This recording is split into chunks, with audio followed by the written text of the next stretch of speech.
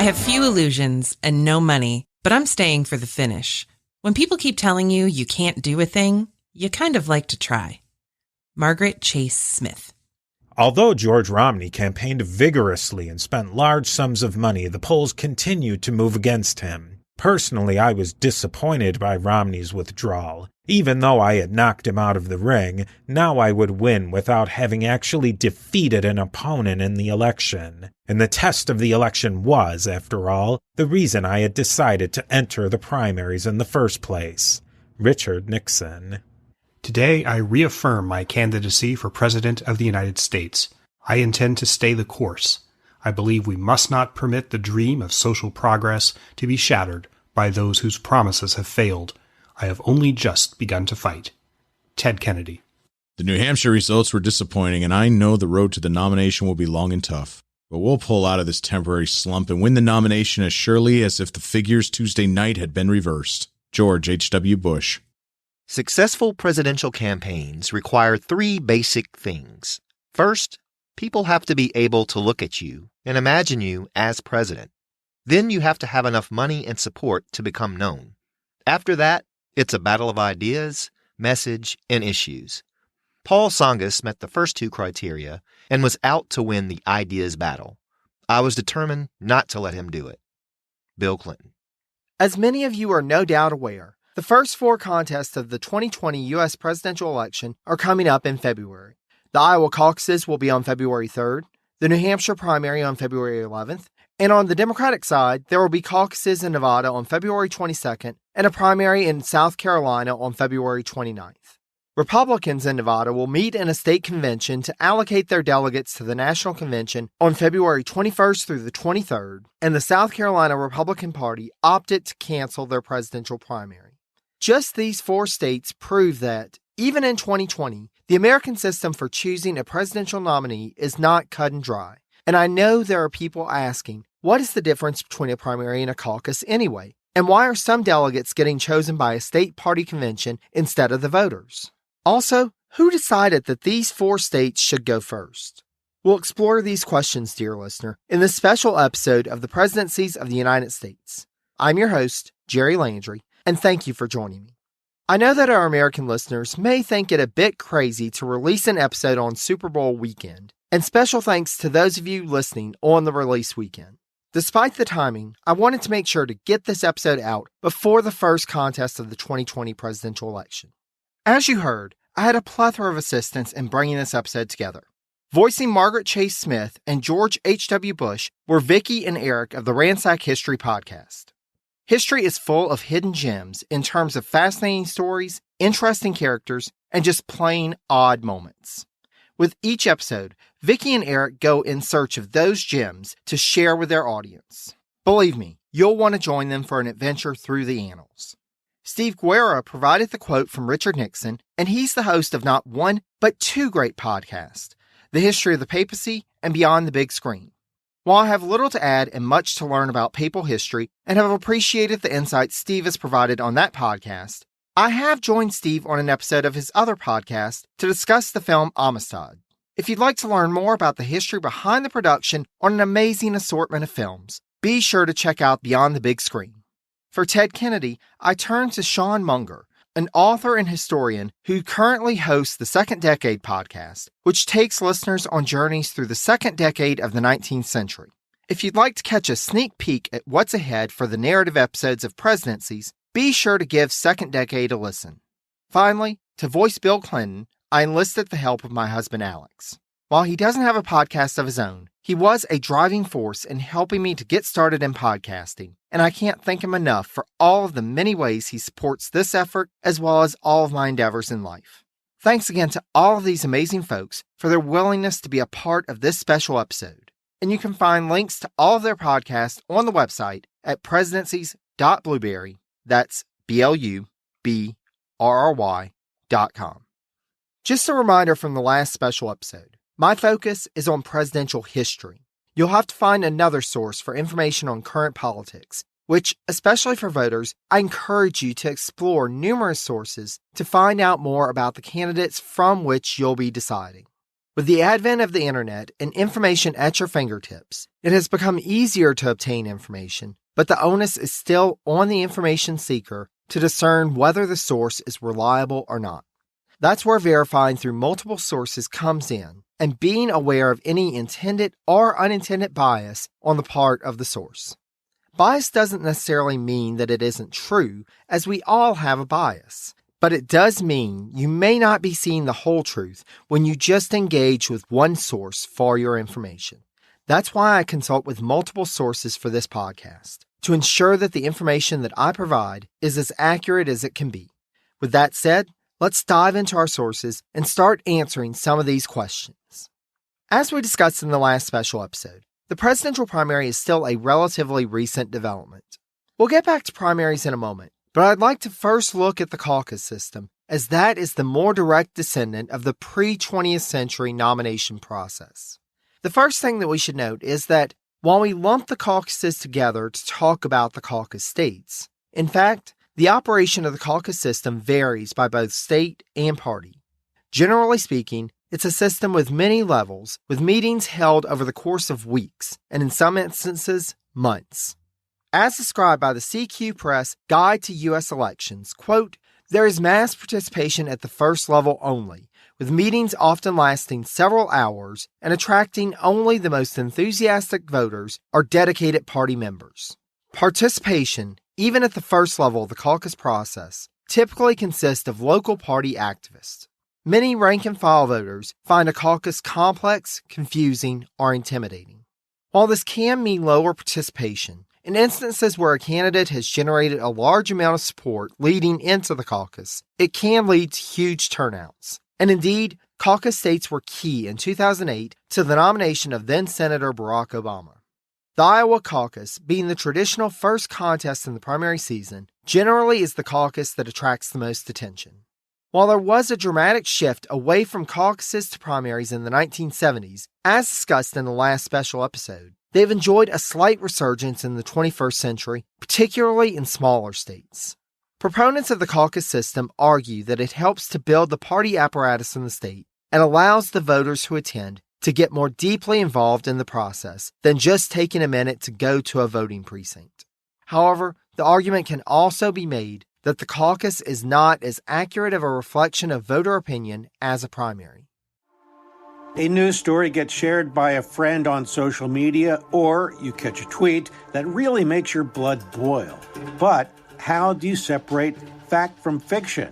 That's the premise behind Disinformation, a 10-part series from Evergreen Podcasts and Emergent Risk International coming this fall. Tune into Disinformation wherever you get your podcasts. And remember, don't believe everything you read. To understand a bit more about the primary systems, and yes, like with caucuses, there is not just one way to hold a primary. To understand primary systems, we have to go a little deeper into the development of the primary system than we did last time. The first state to enact a presidential primary law was Florida in 1901, but the provision created by this law is not what we would recognize as the primary system today. Again, from the CQ Press Guide to U.S. Elections, quote, the law gave party officials an option of holding a party primary to choose any party candidate for public office, as well as delegates to the national conventions. However, there was no provision for placing names of presidential candidates on the ballot, either in the form of a preference vote or with information indicating the preference of the candidates for convention delegates. I mentioned the role of Theodore Roosevelt in the push for presidential primaries, but we have to turn to a lesser-known but pivotal figure who was nearly equal to TR in passion to credit for his role in the first law mandating direct election of delegates by the primary system. Robert M. La Follette, the governor of Wisconsin from 1901 to 1906, was described in Edmund Morris's Theodore Rex as follows, quote, an insurgent even as to hairstyle. Dense and irrepressible, a pompadour did what it could to add to La Follette's height. 5 feet 5 inches tall. He was opaque except for his facial flush. Inside, he was all dark, dour aggression. La Follette, like Roosevelt, was of the progressive wing of the Republican Party, But when the La Follette-supporting progressive delegation from Wisconsin presented their credentials at the 1904 Republican National Convention, the delegation was rejected in favor of a more traditionally Republican delegation. La Follette would have none of that. When he returned to Wisconsin, he successfully pushed for a new law requiring the direct election of delegates to the party's national convention. The Florida law had only offered the opportunity to hold a direct election to choose delegates. La Follette's law in Wisconsin mandated it. However, there was still one more step to go in terms of making what we would think of as a presidential primary, which would come in Oregon in 1910. Though the Wisconsin law required delegates to be chosen by direct election, it did not bind them to an actual candidate for president. When La Follette went to Washington, D.C. as a U.S. Senator, he developed a close working relationship with Senator Jonathan Bourne, a progressive Republican from Oregon. Bourne, in 1910, was the sponsor of a state referendum to set up a presidential preference primary, which would bind delegates to support the candidate who won the primary. Though the dozen or so states that held primaries in 1912 did not bind their delegates as Oregon did, this was a pivotal point in the development of the modern primary system. Then, as now, the rules governing primaries differ from state to state. While most primaries do allocate delegates to the respective party's national convention with a certain amount of binding to the voter's preference for the presidential nomination, some states elect delegates independently of the presidential preference vote.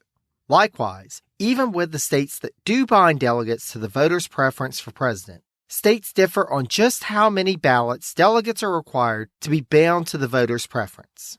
While this has not been an issue in modern elections, with the list of viable candidates for a party's presidential nomination seemingly growing larger each successive election cycle, this could come into play in the not-too-distant future. To further complicate matters, some state parties allocate delegates from the primary in a winner-take-all system. Namely, whoever is the top vote-getter gets all of the delegates, while others have a proportional system whereby the delegates are allocated based on the proportion of the statewide vote they received, while still other states allocate delegates based on the winner of each congressional district, which means that candidate Alpha could get the delegates from Congressional District A, while candidate Beta may win all the other congressional districts in the state and claim all of those. Got it? No? Okay, to try to make this as uncomplicated as possible, we've got four main possibilities for primaries.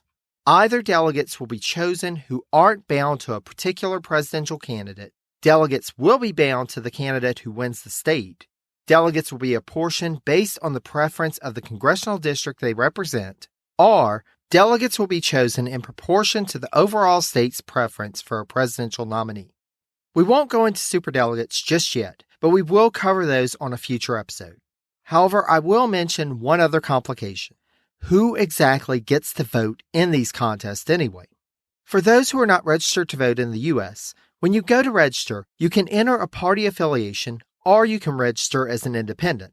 Now, not all parties have ballot access in every state, and I'll try to cover that in a future episode. But for the time being, just know that when someone registers to vote, they can say they belong to a certain party or they're independent. Are you with me so far? Okay, so when it comes to actually voting, primaries and caucuses can either be open, semi-open, or closed.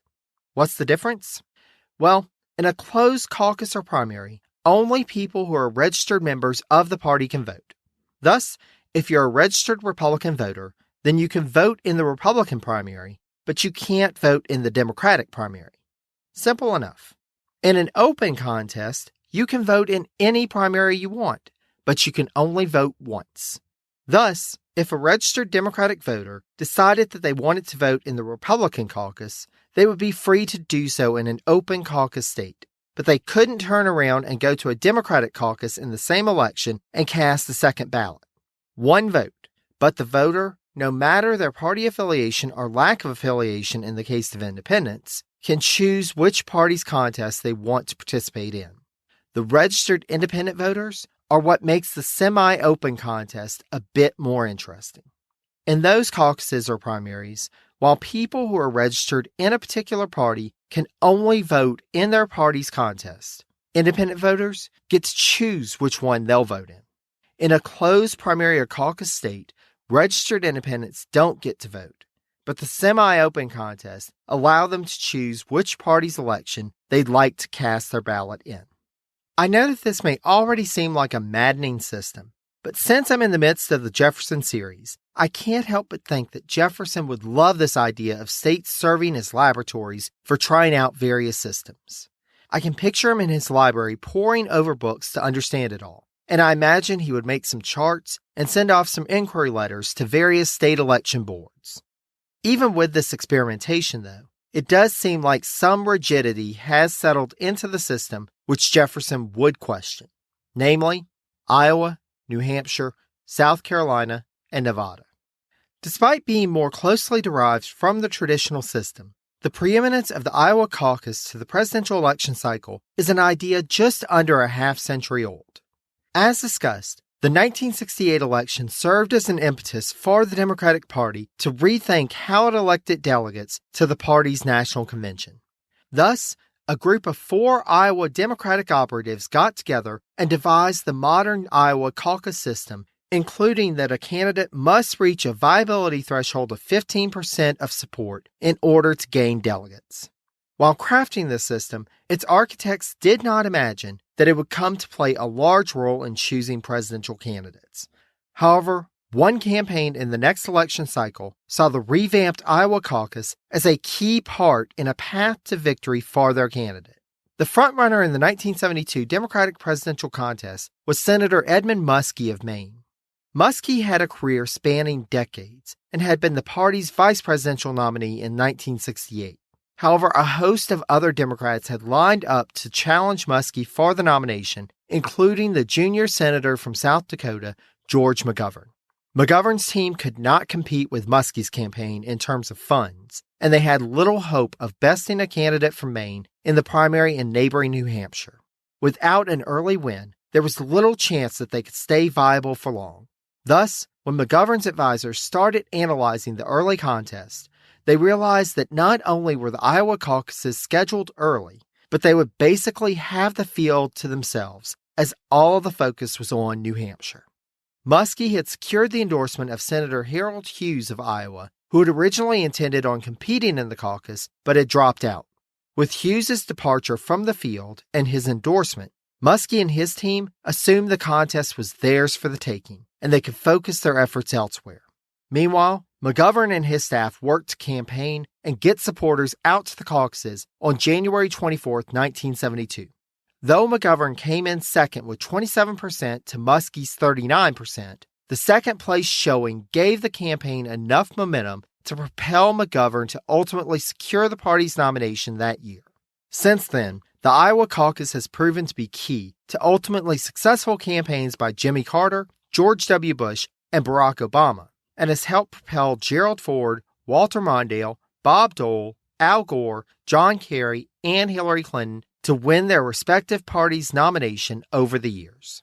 Because of this, it has retained its status as one of the biggest states on the presidential election calendar. Following Iowa comes the New Hampshire primary. Since 1920, this has been the first state primary held in the election season, but in 1980, the Republican primary in Puerto Rico was held 9 days before the one in New Hampshire, and in 2004, the Democratic primary in the District of Columbia was held 14 days before New Hampshire's. Still, since 1920, no other state has held its primary before New Hampshire. At times, the delegates chosen in the New Hampshire primary were technically unlinked to a specific candidate, though it seems that there was unofficial linkage to particular candidates in some of the early contests. For example, in 1928, the winning Republican delegates from New Hampshire were unofficially pledged to Herbert Hoover, while the winning Democratic delegates were unofficially pledged to Al Smith. Beginning in the 1952 election, it seems that the New Hampshire delegates were officially linked candidates and have remained as such since. One thing that has changed over time, however, was the timing of the first primary. Up until the 1976 election, the New Hampshire primary was held in March. That year, it was bumped up to February 24th. As the years went on, the New Hampshire primary kept creeping earlier until the year 2000 when it was held on February 1st. Then, in 2004, was moved up to late January. Part of the reason for the creeping forward of the timeline was that other states were looking to jockey into more of a prominent position of deciding the presidential nominees. The majority of the 15 primaries held in 1968 were held in May and June, with only New Hampshire's in March and 3 more in April. However, as the number of primaries ratcheted up and became more critical to winning the nomination, candidates began to focus their efforts on proving their viability in the first few states in the election cycle.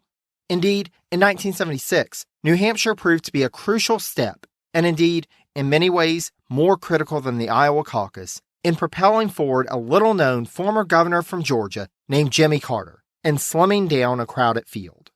A former governor from California named Ronald Reagan experienced a similar boost from a large win in New Hampshire 4 years later.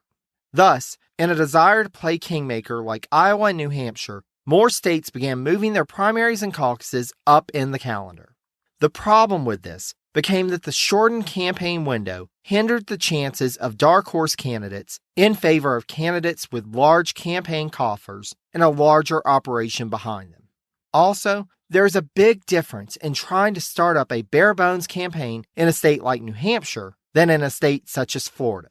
For someone with little household name recognition and limited campaign funds, the chances are astronomically low that they could convince enough people to vote for them to even come in third in a state with nearly 21.5 million residents and nearly 66,000 square miles to cover, just over 170,000 square kilometers like Florida, but with only just over 1.3 million people and just under 9,000 square miles, or just over 24,000 square kilometers to cover in New Hampshire, they'll stand a better shot. Recognizing the need for a sectional balance, however, there have been a couple of states recently allowed to move up their contest. Numerous states, including Delaware, Arizona, Michigan, and Florida, have tried to inch into a prime spot in the election calendar. But since 2000, South Carolina has joined the ranks of one of the first primaries and remained there. This move up has even been sanctioned by party rules. And in 2008, when Florida and Michigan moved their primaries into January, the states were threatened with sanctions, which would have either reduced the number of delegates they sent to the respective national conventions or just had their delegations not seated at all. By party rules, only New Hampshire and South Carolina could have primaries that early. With the Northeast, South, and Midwest covered, it made sense to add a Western state to the mix. Enter Nevada and then Senate Majority Leader Harry Reid. Following the 2004 election, Reid began to push for Nevada as being a Western bellwether, as it had developed a streak for picking the candidate in numerous election cycles who went on to win the presidency. Nevada would switch off of the primary system and instead revert back to a caucus for the 2008 cycle, and they were moved up in the calendar to be the third contest in that campaign. It will retain this place in the 2020 cycle, though, as noted, Republicans in Nevada have opted against holding a caucus this year. I hope that gives you a better idea of what to expect in the next month. I plan for the next episode in this special series to come out just prior to that phenomenon we now call Super Tuesday, and we'll discuss how this particular Tuesday came to be quite so super over the years. Just to note, in case you were wondering, it's not the same Tuesday every 4 years. I mean, that would make it easy, right? Thanks so much again to Vicky, Eric, Steve, Sean, and Alex for providing the intro quotes for this episode. As I'm still trying to get a feel for how this will fit into my already existing schedule, I can't tell you exactly when the next special episode will be released. However, I'll spread the word as soon as possible on social media, and will be providing plenty of presidential history content on there in the meantime. So it's a win-win to follow me on one, if not multiple, social media outlets, right? If you're not following me there already, check me out on Facebook at Presidencies, on Twitter at Presidencies89, or on Instagram at Presidencies Podcast, all one word. Feel free to send me any questions or comments you may have on there, or if you'd like to reach out to me via email, I'm available at presidentiespodcast, again, all one word, at gmail.com. Sources used for this episode, as well as much more information, can be found on the website at presidencies.blueberry, that's BLUBRRY.com. I cannot thank you enough for listening. I hope this proved informative, and I look forward to joining you next time with our Super Tuesday Spectacular. Until then, take care, dear friends.